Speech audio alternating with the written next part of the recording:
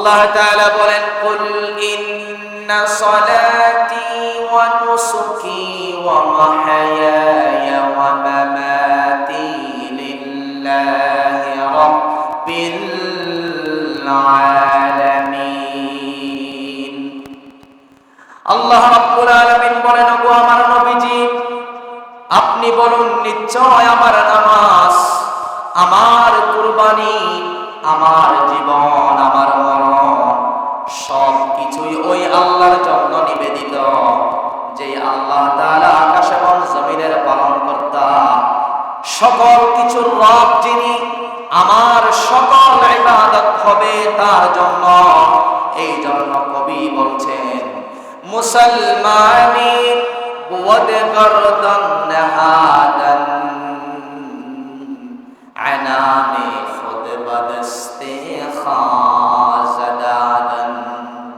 মুসলমান যারা, তাদের সকল কিছুতে আত্মসমর্পণ হবে, সব কিছুতে তারা আল্লাহর কাছে মাথাকে নত করবে। সুবহানাল্লাহ পড়েন। তার নাম হচ্ছে মুসলমান। অতএব কুরবানি যে আমরা করব, আল্লাহ পাকের জন্য করব এবং আল্লাহ পাকের নৈকট্য অর্জনের জন্য আমরা কুরবানি করব। কুরবানির মাধ্যমে ইব্রাহিম আলাইহিস সালামের সুন্নাত জিন্দা হয়। আল্লাহ রাব্বুল আলামিন বলেন, ওয়া ফাদাইনাহু বিযিবহিন আযীম।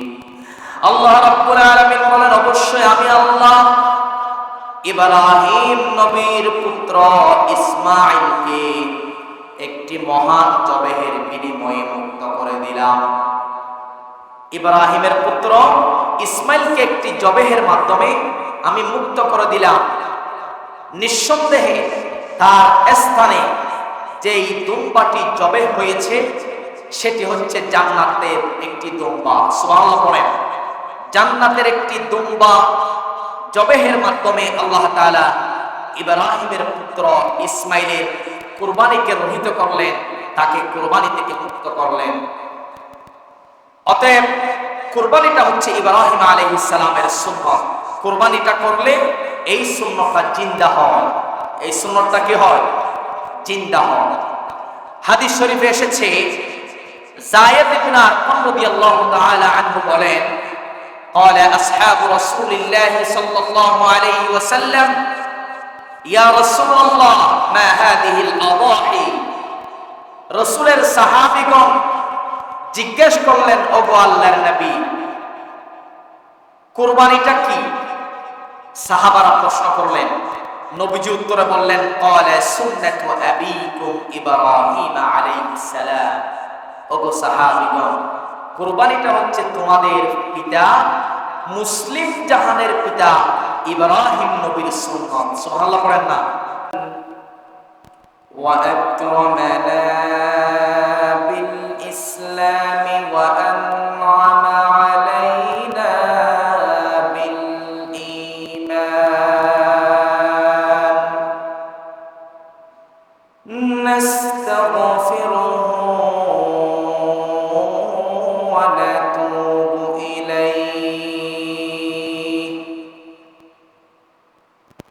ونشهد أن لا إله إلا الله وحده لا شريك له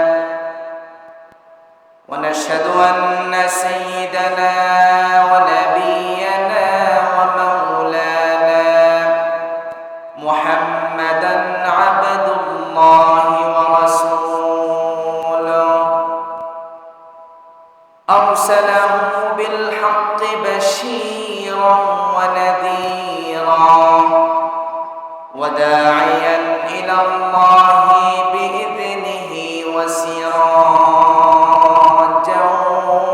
وقمرا منيرا أما بعد فقد قال الله تعالى في كلامه المجيد وفرقانه الحميد أعوذ بالله من الشيطان الرجيم بسم الله الرحمن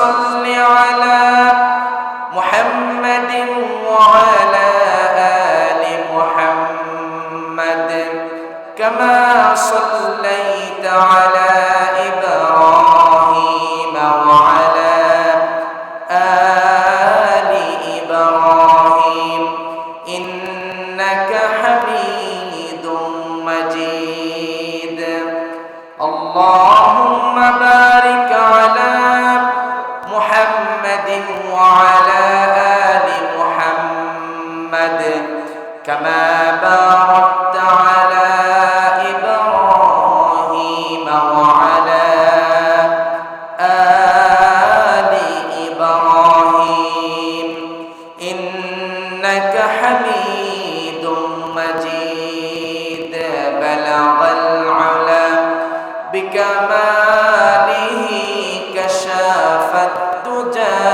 بجماله حسنت جميع خصاله صلوا عليه وآله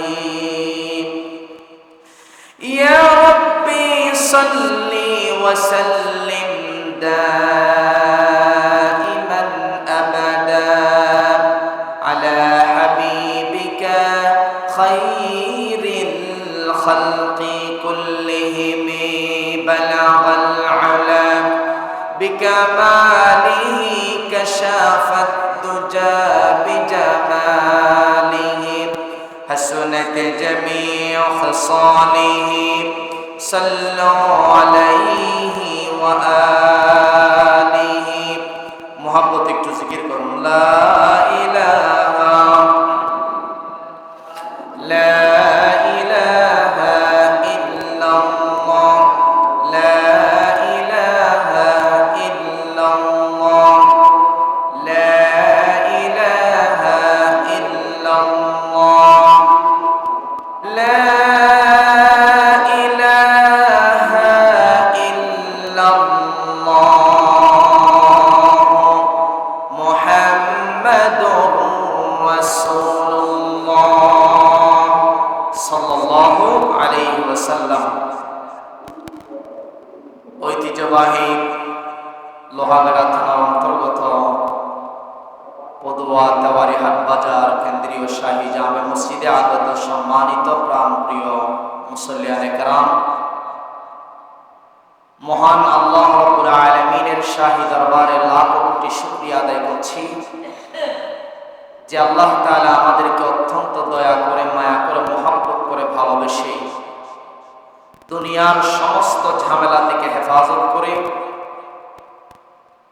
বাৎসরিক দুটি ঈদ, তার মধ্যে দ্বিতীয় নম্বর ঈদুল আযহা কুরবানির ঈদের সালাত আদায় করার জন্য আসার তৌফিক দান করেছেন। এই জন্য আমরা আমাদের স্থল থেকে শুকরিয়া আদায় করছি আলহামদুলিল্লাহ। দরুদ এবং সালাম পেশ করছি আমাদের সকলের প্রাণ প্রিয় নবী, সর্বকালের সর্বযুগের সর্বশ্রেষ্ঠ মহামানব সাইয়্যিদুল মুরসালিন, ইমামুল মুরসালিন, খাতামান নবিয়্যিন, জিগর গোশে আমিনা, আফতাবে নবুয়ত, শাহিন শাহে রিসালাত জনাব মুহাম্মদুর রাসূলুল্লাহ সাল্লাল্লাহু আলাইহি ওয়াসাল্লামের উপর। সম্মানিত উপস্থিতি, আমরা ঈদুল আযহার সালাত আদায় করার জন্য এসেছি। তাই আমরা ঈদুল আযহা প্রসঙ্গ, কুরবানির পশু সংক্রান্ত কিছু মাসআলা, কিছু কথা আমরা কোরআন হাদিসের আলোকে শুনব। আল্লাহ তাআলা যদি আমাদেরকে তৌফিক দান করেন আমরা পড়ি আমিন। কুরবানির শিক্ষা কি, উদ্দেশ্য কি, পশু জবেহ করার সুন্নাহ তরিকা কি, গোশতের কি হুকুম, চামড়ার কি হুকুম, এই বিষয়গুলো সামনে রেখে আমরা দু চারটি কথা বলেই ঈদুল আযহার সালাত আরম্ভ করব। আল্লাহ তাআলা যদি তৌফিক দান করেন আমরা পড়ি আমিন। সম্মানিত উপস্থিতি, কুরবানি হচ্ছে আল্লাহ পাকের বড় একটি নিদর্শন। আল্লাহ পাকের যত নিদর্শন আছে, ইসলামের যত নিদর্শন আছে, তন্মধ্যে কুরবানিটা হচ্ছে সবচেয়ে বড় একটি নিদর্শন। সুবহানাল্লাহ পড়েন। এই জন্য আল্লাহ রাব্বুল আলামিন কোরআনুল কারীমে ইরশাদ করেন, ওয়া মান ইউআযযিম শাআইরাল্লাহ ফাইন্নাহা মিন তাকওয়াল কুলুব। কুরবানিটা হচ্ছে আল্লাহর বিধান, আর যে আল্লাহ পাকের নিদর্শন সমূহকে সম্মান করে, আল্লাহ পাকের বিধান সমূহকে সম্মান করে, তার মানে পালন করে, আনুগত্য করে, আত্মসমর্পণ করে, তারা নিঃসন্দেহে তাকওয়াবান। তাদের অন্তরে তাকওয়া, ক্ষুধাভীতি আছে বিদায় তারা আল্লাহ পাকের নিদর্শন, ইসলামের বিধান সম্মান করে এবং তারা এগুলি পালন করে। অতএব যারা কুরবানি আজ পালন করবে আল্লাহ পাকের নৈকট্য লাভের জন্য, তাদের অন্তরে অবশ্যই ক্ষুধাভীতি আছে, অন্তরে অবশ্যই তাকওয়া আছে। কুরবানি হচ্ছে আল্লাহর নৈকট্য অর্জন করার একটি মাধ্যম। আল্লাহ পাকের নৈকট্য অর্জন করার বহু মাধ্যম আছে, যেমন নামাজ। নামাজ আল্লাহ পাকের নৈকট্য অর্জনের মাধ্যম। কোরআন তেলাওয়াত আল্লাহ পাকের নৈকট্য অর্জনের মাধ্যম। জিকির আল্লাহ পাকের নৈকট্য অর্জনের মাধ্যম। তদ্রূপ ভাবে কুরবানিটা হচ্ছে আল্লাহ পাকের নৈকট্য প্রাপ্ত বান্দা হওয়ার একটি মাধ্যম। সুবহানাল্লাহ বলেন। তাই কুরবানি হবে একমাত্র আল্লাহর জন্য। কার জন্য? আল্লাহ তাআলা বলেন, কুল ইন্না সলাতি ওয়া নুসুকি ওয়া মাহইয়ায়া ওয়া মামাতি লিল্লাহি রাব্বিল আলামিন। আল্লাহ রাব্বুল আলামিন বলেন, ওগো আমার নবীজি, আপনি বলুন, নিশ্চয় আমার নামাজ, আমার কুরবানি, আমার জীবন, আমার মরণ সব কিছুই ওই আল্লাহর জন্য নিবেদিত, যে আল্লাহ তাআলা আকাশ এবং জমিনের পালনকর্তা, সকল কিছুর রব যিনি, আমার সকল ইবাদত হবে তার জন্য। এই জন্য কবি বলছেন, মুসলমানি বুদ গরদন নাহাদান আনানে খুদ বদস্তে খাজাদান। মুসলমান যারা, তাদের সকল কিছুতে আত্মসমর্পণ হবে, সব কিছুতে তারা আল্লাহর কাছে মাতাকে নত করবে। সুবহানাল্লাহ পড়েন। তার নাম হচ্ছে মুসলমান। অতএব কুরবানি যে আমরা করব আল্লাহ পাকের জন্য করব, এবং আল্লাহ পাকের নৈকট্য অর্জনের জন্য আমরা কুরবানি করব। কুরবানির মাধ্যমে ইব্রাহিম আলাইহিস সালামের সুন্নাত জিন্দা হয়। আল্লাহ রাব্বুল আলামিন বলেন, ওয়া ফাদাইনাহু বিযিবহিন আযীম। আল্লাহ রাব্বুল আলামিন বলেন, অবশ্যই আমি আল্লাহ ইব্রাহিম নবীর পুত্র ইসমাঈলকে একটি মহান জবেহের বিনিময়ে মুক্ত করে দিলাম। ইব্রাহিমের পুত্র ইসমাঈলকে একটি জবেহের মাধ্যমে আমি মুক্ত করে দিলাম।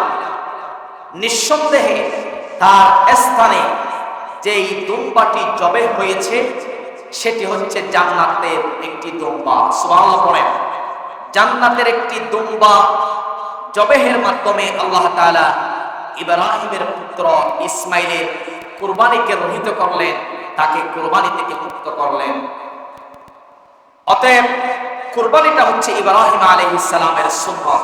কুরবানিটা করলে এই সুন্নাতটা জিন্দা হয়। এই সুন্নাতটা কি হয়? জিন্দা হয়।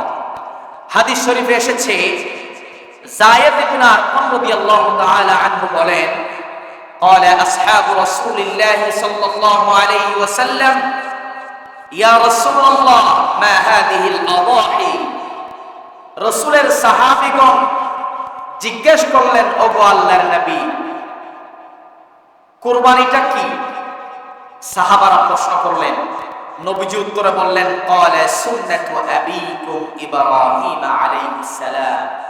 ওগো সাহাবীগণ, কুরবানিটা হচ্ছে তোমাদের পিতা মুসলিম জাহানের পিতা ইব্রাহিম নবীর সুন্নাত। সুবহানাল্লাহ পড়েন না। সুতরাং এই কুরবানিটা হচ্ছে ইব্রাহিম আলাইহিস সালামের সুন্নাত। আজ মুসলমানরা এই সুন্নাতটাকে জিন্দা করবে। কুরবানির মাধ্যমে আমরা আল্লাহ তাআলার শুকরিয়া আদায় করব।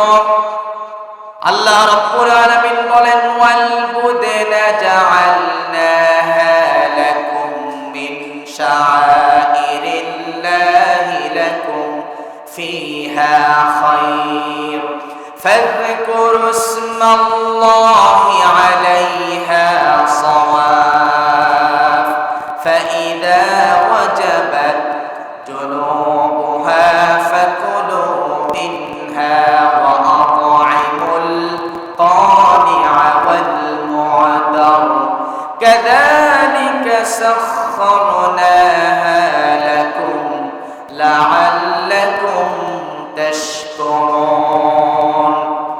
আল্লাহ রাব্বুল আলামিন বলেন, আর কুরবানির উটকে আমি তোমাদের জন্য আল্লাহর অন্যতম নিদর্শন বানিয়েছি। তোমাদের জন্য কুরবানির মধ্যে রয়েছে কল্যাণ।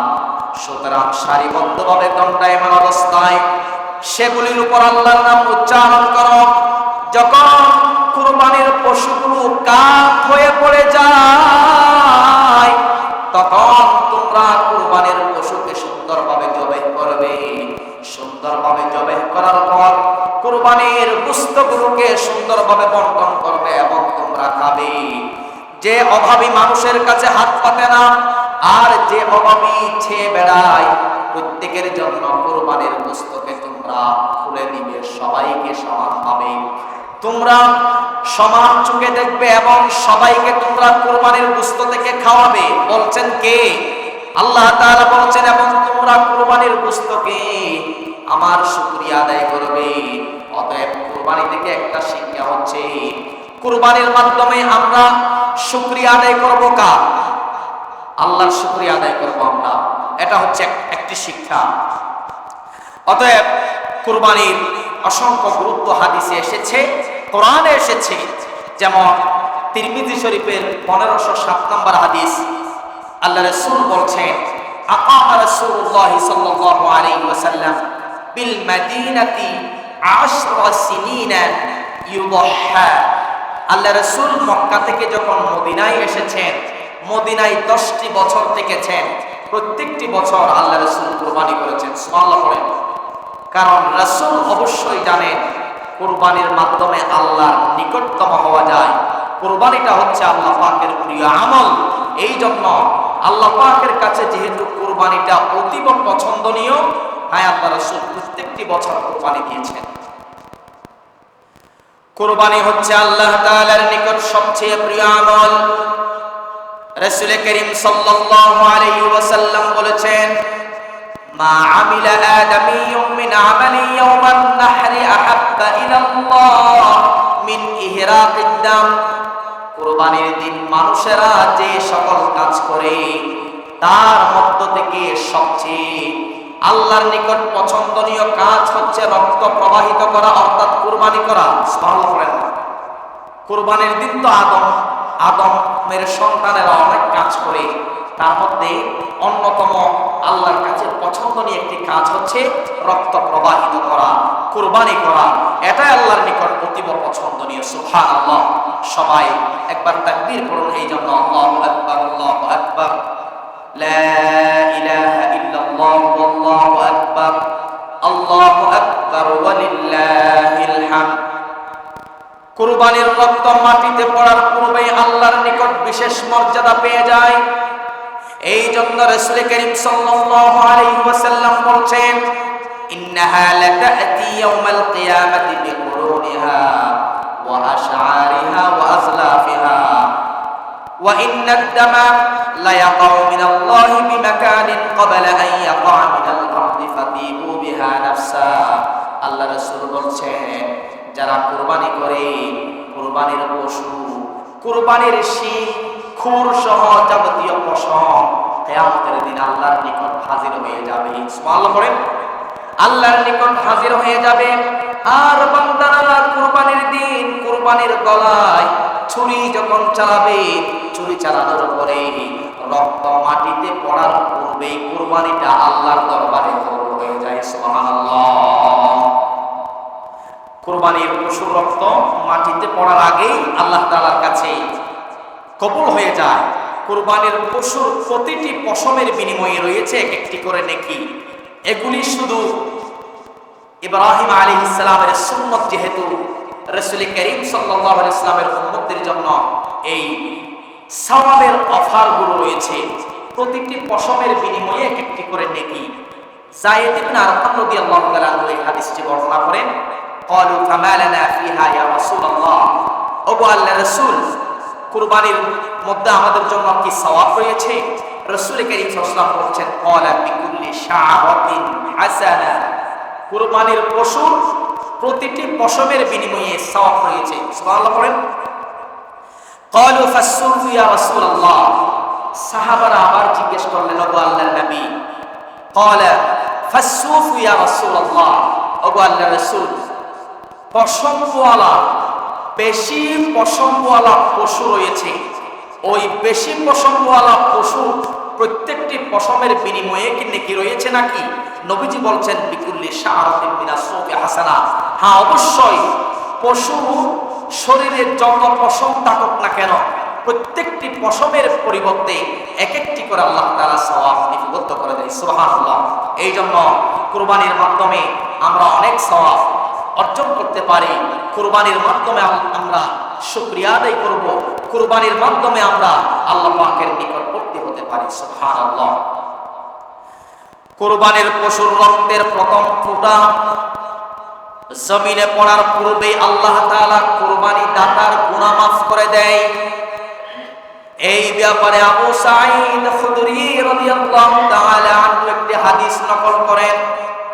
আল্লাহ রাসূল বলছেন, তার কলিজার টুকরা ফাতেমা তাকে বলছেন, ওগো আমার ফাতিমা রে, তুমি যখন তোমার কুরবানির পশু জবেহ করবে তখন তুমি জবেহের স্থানে দাঁড়িয়ে থাকবে, কারণ তোমার কুরবানির পশু যখন জবেহ করবে, জবেহ করার পর রক্ত পড়বে, রক্তগুলো জমিনে পড়ার পূর্বে আল্লাহ তাআলা তোমার সমস্ত গুনাহগুলি মাফ করে দিবে। সুবহানাল্লাহ। ফাতিমা জিজ্ঞেস করলেন, ওগো আব্বাজান, ওগো রাসূল আল্লাহর হাবিব, আমি জানতে চাই এই অফারটা কি শুধু আহলে বাইত আমার পরিবারের জন্য নাকি? নবীজি বলছেন, না, কিয়ামত পর্যন্ত আমার যত উম্মত আসবে আর আমার যত উম্মতেরা কুরবানি করবে, কুরবানির পশু জবেহ করার সময় যদি সেখানে উপস্থিত থাকে, আল্লাহ তাআলা কুরবানির পশুর রক্ত জমিনে পড়ার পূর্বে যারা উপস্থিত থেকেছে সকলের গুনাহ মাফ করে দেয়। সুবহানাল্লাহ। সকলের গুনাহ আল্লাহ তাআলা মাফ করে দিবেন। এই জন্য আমরা পশু জবেহ করার সময় সেখানে উপস্থিত থাকার চেষ্টা করব। রক্ত প্রবাহিত হওয়ার পূর্বেই আল্লাহ তাআলা আমাদের গুনাহগুলি মাফ করে দিবেন। সুবহানাল্লাহ। শুধু তাই নয়, কুরবানির পশুর প্রতিটি রক্তের ফোঁটার জন্য এক একটি করে নেকি আল্লাহ তাআলা আমলনামায় লিখে দেয়। সেই প্রসঙ্গে যায়েদ ইবনে আরকাম রাদিয়াল্লাহু তাআলা আনহু থেকে হাদিস বর্ণিত হয়েছে। রাসূল করিম সাল্লাল্লাহু আলাইহি ওয়াসাল্লাম বলেছেন, বিকুল্লি কাতরাতিন হাসানা, কুরবানির পশুর প্রতিটি রক্তের ফোঁটার জন্য এক একটি করে আমলনামায় নেকি লেখা হয়। কি লেখা হয়? রক্তের প্রতিটা ফোঁটার বিনিময়ে, রক্তের ফোঁটার পরিবর্তে এক একটি করে আল্লাহ তাআলা আমলনামায় সওয়াব লিখে দেয় তাদের যারা কুরবানি করে। সুবহানাল্লাহি ওয়া বিহামদিহি। সবাই তাকবীর পাঠ করুন একবার। আল্লাহু আকবার, আল্লাহু আকবার, লা ইলাহা ইল্লাল্লাহ, আল্লাহু আকবার, আল্লাহু আকবার ওয়া লিল্লাহিল হামদ, আল্লাহু আকবার, আল্লাহু আকবার, লা ইলাহা ইল্লাল্লাহ, আল্লাহু আকবার, আল্লাহু আকবার ওয়া লিল্লাহিল হামদ। এই তাকবীর পাঠ করলেও আল্লাহ তাআলা গুনাহ মোচন করে দেয়। কারণ তাকবীর, এখানে আল্লাহ পাকের প্রশংসা রয়েছে, আল্লাহ পাকের স্মরণ রয়েছে। এই তাকবীরটা হচ্ছে জিকির। এই তাকবীর অর্থাৎ এই জিকিরের বিনিময়ে আল্লাহ তাআলা কলবকে তরতাজা করেন, কলবকে প্রশান্ত করেন এবং আল্লাহ তাআলা গুনাহগুলি মাফ করে দেয়। সুবহানাল্লাহি ওয়া বিহামদিহি। এজন্য আমরা তাকবীর পাঠ করব। সম্মানিত উপস্থিতি, বলছিলাম যে কুরবানির পশুর প্রতিটি রক্তের ফোঁটার বিনিময়ে আল্লাহ তাআলা একটি নেকি লিখে দেয়। আর সবচেয়ে বেশি খুশির কথা হচ্ছে, আপনি যেই পশুটা কুরবানি দিবেন ওই পশুটা কিয়ামতের দিন ফুলসিরাতের বাহন হবে। সুবহানাল্লাহ বলেন না? ফুলসিরাতের রাস্তা সহজ না কঠিন? কঠিন। চিকন না মোটা? চিকন। খুরের চেয়েও ধার, চুলের চেয়েও চিকন হবে ওই রাস্তাটা। ওই রাস্তাটা পার হওয়ার পরেই জান্নাত। জান্নাতে যাওয়া এত সহজ বিষয় নয়।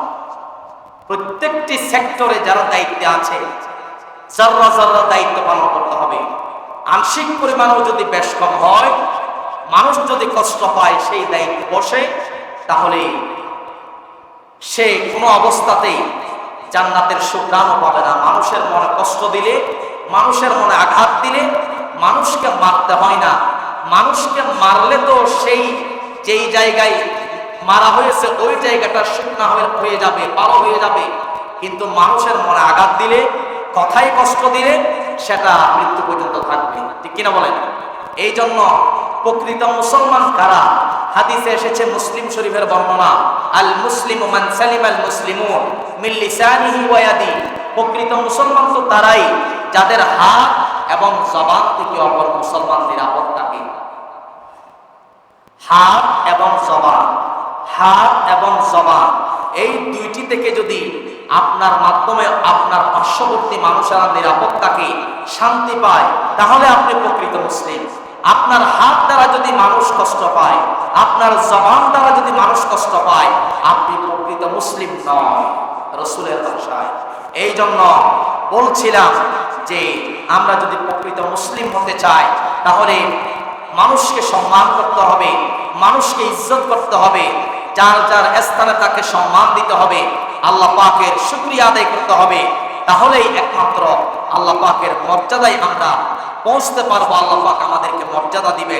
সম্মানিত উপস্থিতি, ফুলসিরাতের কথা বলছিলাম। ফুলসিরাতের রাস্তা খুরের চেয়েও ধার, চুলের চেয়েও চিকন। এই কঠিন, মহা কঠিন রাস্তা আল্লাহ তাআলা ওই সকল মানুষের জন্য কুরবানির পশুটাকে বাহন করে দিবেন। ওই বাহনে উঠে কুরবানি দাতারা আপনার ফুলসিরাত পার হয়ে জান্নাতে যাবে। সুবহানাল্লাহ পড়েন। এই ব্যাপারে রাসূলুল্লাহ সাল্লাল্লাহু আলাইহি ওয়াসাল্লাম বলছেন, আযিমু দুহায়াকুম ফাইন্নাহা আলাস সিরাতি মাতায়াকুম। নবীজি বলেন, তোমরা মোটা তাজা পশু কুরবানি করো, কেননা এটি হবে ফুলসিরাতে তোমাদের জন্য বাহন।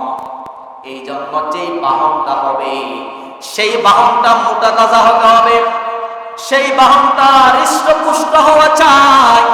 সেই বাহনটা দেখতে যদি মোটা তাজা হয়, কিয়ামতের দিন ওই মোটা তাজা বাহনে চড়ে তুমি ফুলসিরাত পার হয়ে জান্নাতে যাবে। সুবহানাল্লাহ পড়েন না? অতএব কুরবানির পশুটা কিয়ামতের দিন ফুলসিরাতের বাহন হবে বলছেন মুহাম্মদ সাল্লাল্লাহু। শুধু তাই নয়, কুরবানিটা কিয়ামতের দিন কুরবানি দাতার জন্য জাহান্নামের ঢাল হবে। রাসূলুল্লাহ সাল্লাল্লাহু আলাইহি ওয়াসাল্লাম বলেছেন, মান দাহা তাইবাতান বিহা নাফসাহু মুহতাসিবান লিউদহিয়াতিহি কানাত লাহু হিজাবান মিনান নার। তাবরানী শরীফের বর্ণনা 2736 নম্বর হাদিস। আল্লাহ রাসূল বলছেন, যে ব্যক্তি হাসি খুশি মনে সওয়াবের আশায় কুরবানি করবে, তাদের জন্য কুরবানিটা তাদের জন্য ওই কুরবানিটা জাহান্নাম থেকে বাঁচার জন্য দেয়াল হয়ে যাবে। সুবহানাল্লাহ পড়েন না?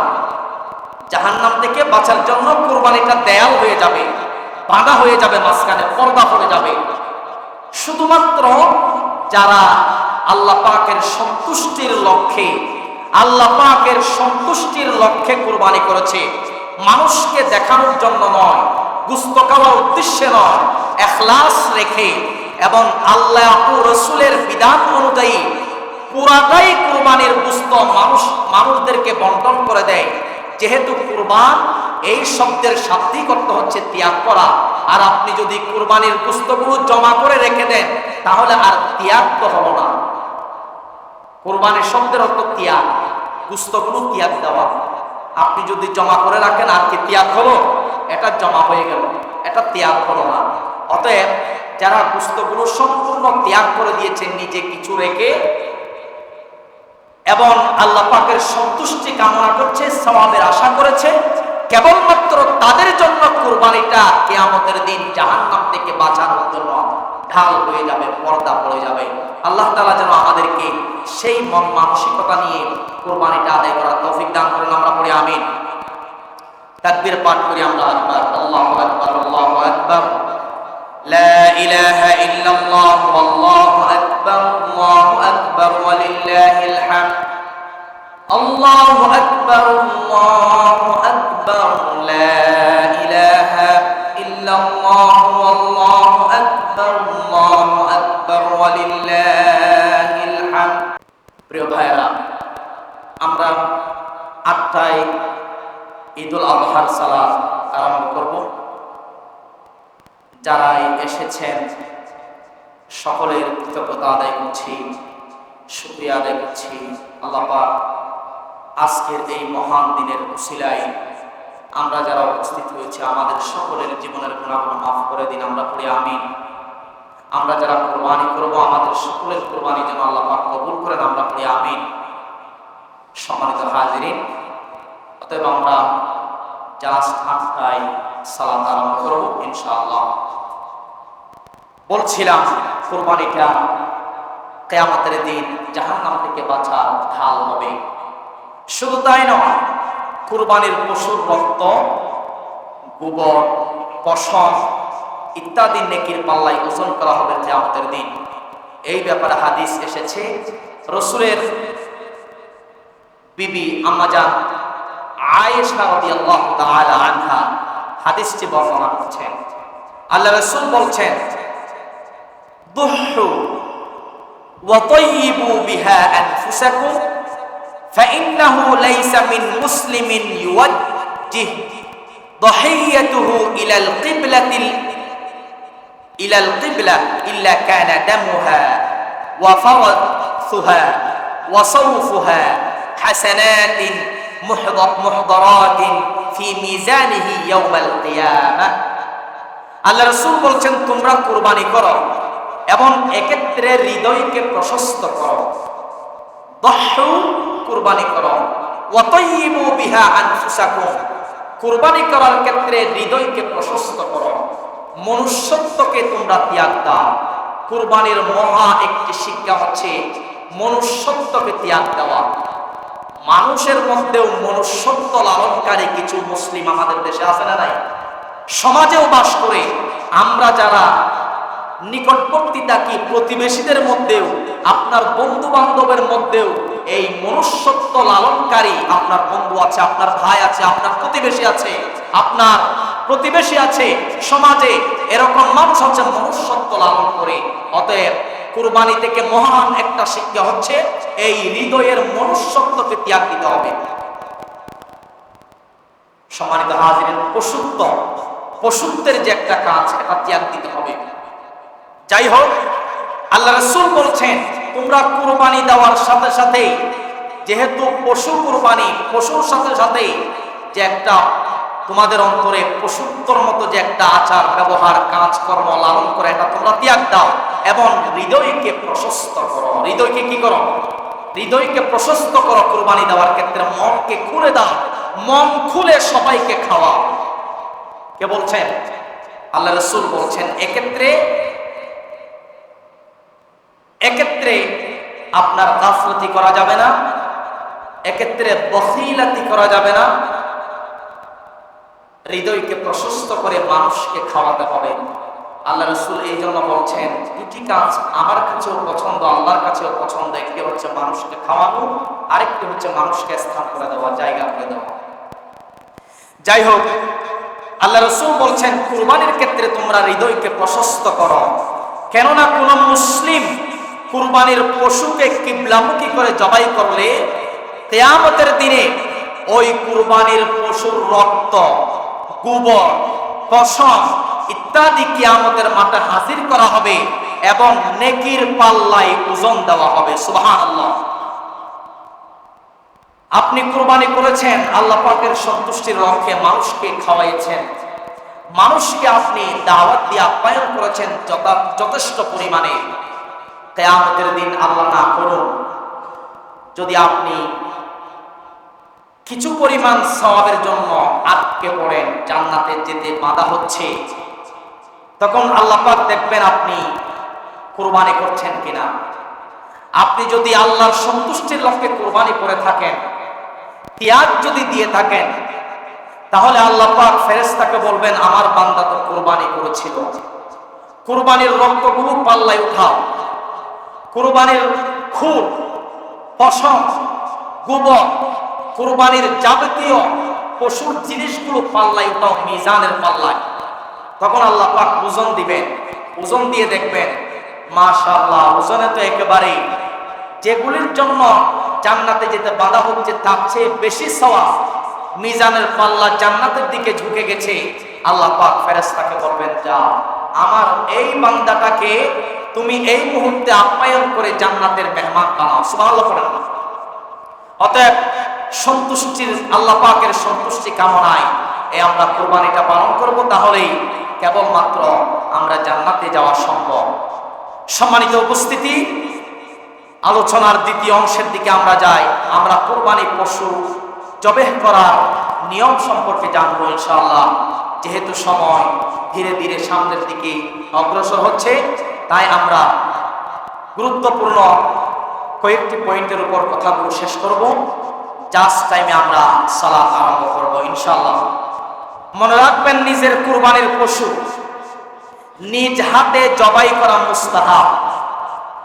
যদি আপনি জবাই করতে ইচ্ছুক নন, জবাই করতে পারছেন না, আপনার ভয় লাগছে অন্য কোন ব্যক্তির মাধ্যমে আপনি জবাই করতে পারবেন, এই অবস্থায় আপনাকে পাশে দাঁড়িয়ে থাকতে হবে। দাঁড়িয়ে থাকলে আপনার জন্য উত্তম হবে, কল্যাণ হবে, আপনার জন্য গুনাহ মাফের কারণ হবে, সওয়াবের আশা হবে আপনার জন্য। সুবহানাল্লাহ পড়েন। অনেক লাভ। এই জন্য নিজের কুরবানির পশু কোনো আলেম দিয়ে জবাই না করে নিজের কুরবানির পশু নিজে জবাই করার প্র্যাকটিস করতে হবে। কারণ এর মধ্যে সওয়াব বেশি, উত্তম বেশি। এই জন্য আপনি যদি পারেন আপনার পশু আপনি জবাই করেন, কোনো হুজুর লাগবে না। লাগবে কি? আপনি যদি জানেন আপনার হুজুর লাগবে না, কি বলেন? এই জন্য আপনি জানলে আপনার পশুটা আপনি জবাই করেন, হুজুরকে ডাকার প্রয়োজন নেই। আপনার পশু আপনি জবাই করলে ফেরেশতারাও খুশি হয়, আল্লাহ তাআলাও খুশি হয়, এটা অতি উত্তম হয়ে যায়। সুবহানাল্লাহ পড়েন না। কুরবানির পশু জবাই করার ক্ষেত্রে 8টি দিক নির্দেশনা আমাদেরকে জানতে হবে, যেগুলি আমি ধারাবাহিকভাবে এখানে এনেছি, যেগুলি প্রত্যেকটি মুমিন মুসলমানের জন্য জানা থাকা আবশ্যক। তা হচ্ছে, 1 নাম্বার, নিজ হাতে কুরবানির পশু জবাই করার আগে আপনার ছুরি কিংবা চাকু ভালোভাবে ধার দিয়ে নেন। ভালোভাবে ধার দিয়ে নেওয়া মুস্তাহাব। নাম্বার 2 নাম্বার হচ্ছে কুরবানির পশুকে এমনভাবে জবাই করা উচিত যাতে পশু কোনো প্রকার অপ্রয়োজনীয় কষ্ট না হয়। এখন আমরা দেখতে পাই পশু মাটিতে ফেলে দিয়েছে, ভালোভাবে না বাঁধার কারণে পশুটা আবার ঝাঁপিয়ে উঠে গেছে। 10-12 জন মিলে আবার মাটিতে ফেলেছে। ইমাম সাহেব এসেছেন বা যেই পশু কুরবানি দিয়েছেন তাদের মধ্যে থেকে একজন জবাই করার জন্য ছুরি হাতে নিয়েছে, জবাই দিচ্ছে, আবার পশুটা লাফ দিয়ে উঠে যাচ্ছে। পশুর কষ্ট হচ্ছে কিনা? কষ্ট হচ্ছে। এই জন্য আল্লাহ রাসূল বলছেন পশুকে এমনভাবে জবাই করা উচিত যাতে পশুটা কোনো প্রকার অপ্রয়োজনীয় কষ্ট না হয়, সহজেই খুব দ্রুত পশুটা যেন জবাই হয়ে যায়। নাম্বার 3, পরিষ্কার পরিচ্ছন্ন স্থানে পশু জবাই করা উত্তম। কাদা, ময়লা, আবর্জনা যেখানে আছে সেখানে পশু জবাই করা উত্তম নয়। সেজন্য পরিষ্কার পরিচ্ছন্ন জায়গায় জবাই করবেন। নাম্বার 4 নম্বর হচ্ছে জবাইকারী ব্যক্তির সঙ্গে যদি কেউ হাত লাগান ছুরি চালানোর জন্য, তখন জবাইকারীর সঙ্গে যে ছুরি ধরবে, যে যারা উপস্থিত থাকবে সবাই বিসমিল্লাহি আল্লাহু আকবার বলবে, এটা বলা ওয়াজিব। নাম্বার 5 নম্বর হচ্ছে জবাই করার সময় কুরবানির পশু কিবলামুখী করে শোয়াবে, অতঃপর বিসমিল্লাহি আল্লাহু আকবার বলে পশু জবাই করবে। নাম্বার 6 নম্বর হচ্ছে ইচ্ছাকৃত বিসমিল্লাহ পরিত্যাগ করলে জবাইকৃত পশুর গোশত হারাম হবে। আর যদি ভুলক্রমে বিসমিল্লাহ পড়তে মনে নেই, ভুলক্রমে ছুটে গেছে, তাহলে গোশত খাওয়া জায়েজ আছে। নাম্বার 7 নম্বর হচ্ছে পশু জবাই করার সময় মুখে নিয়ত করা জরুরি নয়, অবশ্যই মনে মনে নিয়ত করবে যে আমি আল্লাহর উদ্দেশ্যে কুরবানি করছি। তবে যদি আপনি জানেন তাহলে মুখে পাঠ করাটা উত্তম, মুখে পাঠ করা উত্তম। ফতোয়ায়ে শামী 5 নম্বর খণ্ড 272 নম্বর পৃষ্ঠায় এই মাসালাটা এসেছে। নাম্বার 8 নম্বর হচ্ছে জবাই করার সময় 4টি রগ কাটা লাগবে। কয়টি রগ? 4টি রগ কাটা জরুরি। 1 নম্বর কণ্ঠনালী, 2 নম্বর খাদ্যনালী, 3 নম্বর 2 পাশের মোটা রগ যাকে ওয়াজদান বলা হয়। এই 4টি রগের মধ্যে যদি 3টি কাটা যায়, 1টি কাটা না যায়, কুরবানি হয়ে যাবে। আর যদি 4টির মধ্যে 2টি কাটা পড়ে আর 2টি কাটা না হয়, তাহলে কুরবানি শুদ্ধ হবে না। এই জন্য ছুরি কিংবা চাকু চালানোর সময় একটু জোর দিয়ে সুন্দরভাবে ছুরি চালাতে হবে যাতে রগগুলো সুন্দরভাবে কেটে যায়। আর কুরবানির পশু কিবলামুখী করে শোয়ানোর পর যদি পারেন এই দোয়াটা পড়বেন, এই দোয়াটা পাঠ করবেন যদি পারেন। আর না পারলেই সমস্যা নাই, বিসমিল্লাহি আল্লাহু আকবার বললেই পশু জবাই হয়ে যাবে। কুরবানির সুন্নত তরিকা হচ্ছে কুরবানির পশু কিবলামুখী করে শোয়ানোর পর আল্লাহর রাসূল দোয়া পড়তেন, ইন্নী ওয়াজ্জাহতু ওয়াজহিয়া লিল্লাযী ফাতারাস সামাওয়াতি ওয়াল আরদা হানিফা ওয়া মা আনা মিনাল মুশরিকিন। কুল ইন্না সালাতি ওয়া নুসুকি ওয়া মাহইয়ায়া ওয়া মামাতি লিল্লাহি রাব্বিল আলামিন লা শারীকা লাহু ওয়া বিযালিকা উমিরতু ওয়া আনা আউওয়ালুল মুসলিমিন আল্লাহুম্মা মিনকা ওয়া লাক। এই দোয়া পাঠ করার পর বিসমিল্লাহি আল্লাহু আকবার বলে পশু জবাই করতেন নবীজি। পশু জবাই করার পর এই দোয়া পাঠ করতেন, আল্লাহুম্মা তাকাব্বাল লাহু মিন্নি কামা তাকাব্বালতা মিন হাবিবিকা মুহাম্মাদিন ওয়া খালিলিকা ইব্রাহিম আলাইহিস সালাম। এই দোয়াটি শুধু মুখে পাঠ করবে এবং শরীকদের নাম পাঠ করবে। তবে তাদের নাম শুধু নিয়ত করলেও হয়ে যায়, মুখে পাঠ করা জরুরি নয়। নবীজি এই দোয়াগুলি পাঠ করতেন, কিন্তু উম্মতের জন্য আবশ্যক করে নাই, আবশ্যক করে নাই। অবশ্যই পাঠ করতে হবে এরকম কোনো কথা নয়। যদি জানা থাকে পড়বেন।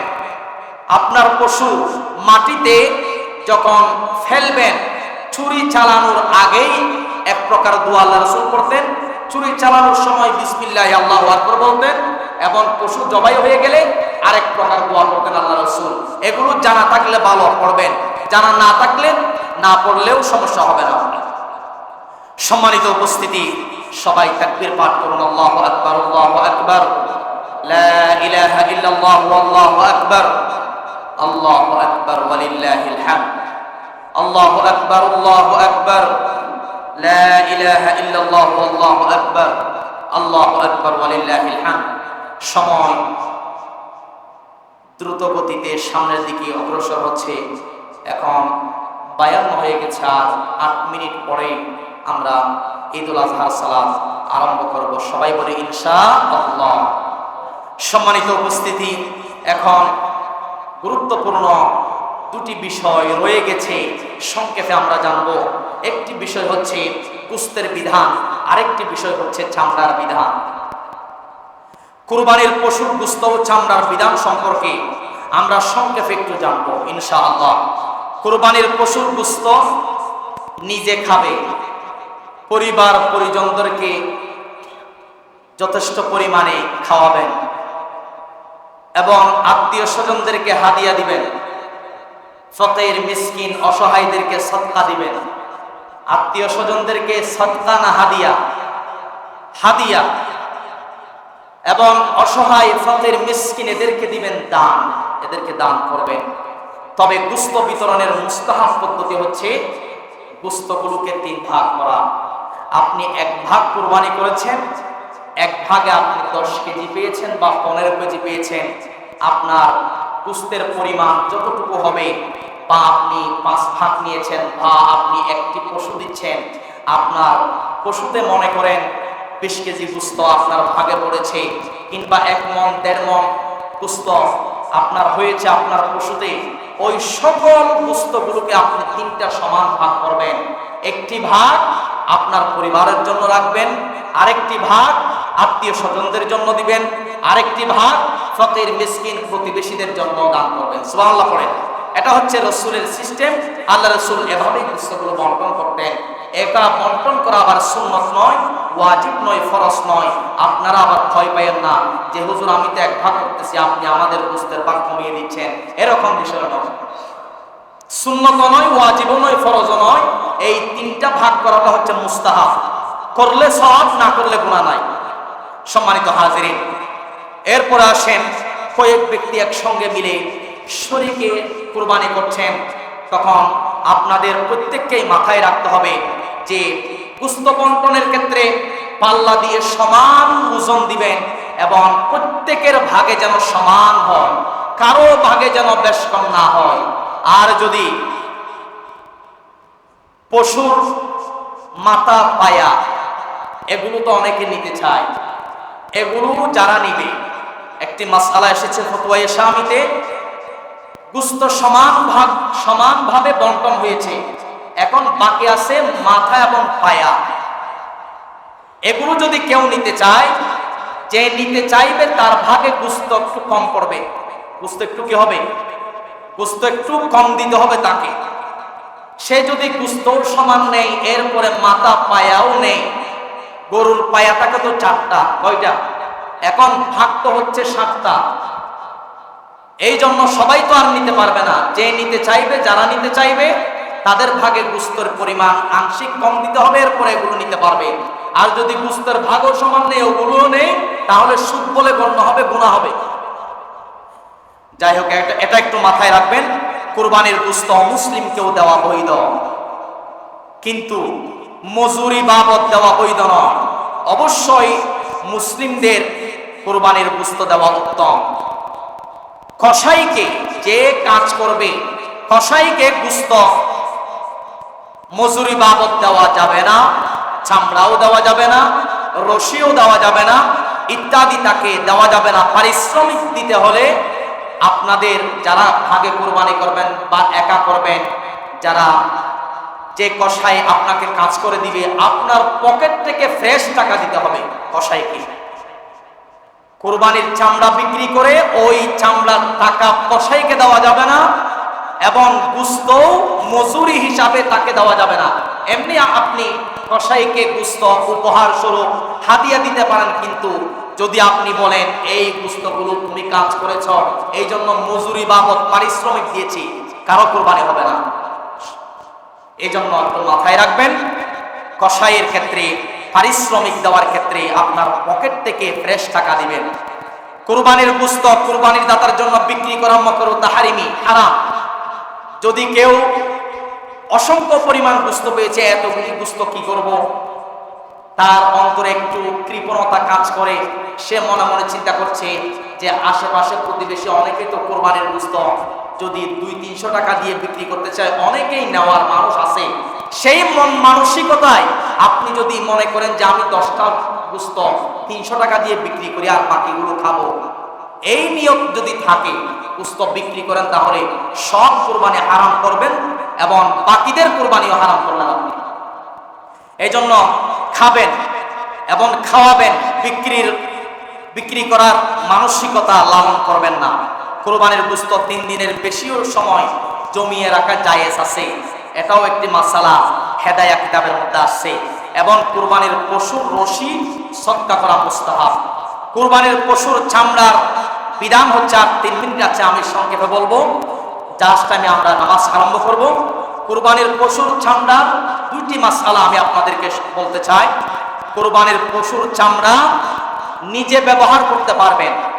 যদি একটা পশু আপনি জবাই করেন, আর পশু জবাই করার পরে আপনি যদি চান, ইচ্ছা করেন যে আমি আমার পশুর চামড়াটা ব্যবহার করতে চাই শুকিয়ে, অনেকেই ব্যবহার করে থাকেন, তখন পারবেন। আর শরীকি কোরবানি হলে আপনি যদি শরীকদের মধ্যে একজনে চাইলে ব্যবহার করার জন্য, বাকিদের থেকে অনুমতি নিতে হবে। সবাই যদি অনুমতি দেয় তাহলে ব্যবহার করতে পারেন।